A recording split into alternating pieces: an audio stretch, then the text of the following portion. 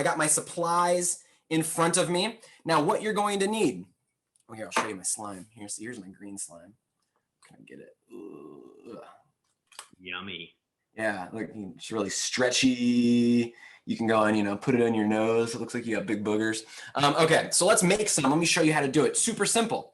What you need is a cup of water. Then you need your magic ingredients. And what this is water. But what I did is I poured a little bit of this borax powder, just a little spoon, just a spoonful, and I mixed it up.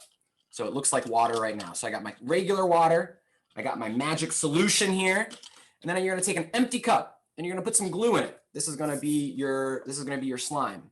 All right, so I'm gonna really squeeze it. You wanna get a good, you know, maybe inch or so of glue in there. Oh, really squeeze it in there. Okay, you can do a lot more than that. That's all I'm gonna put in for right now. All right, next, you gotta make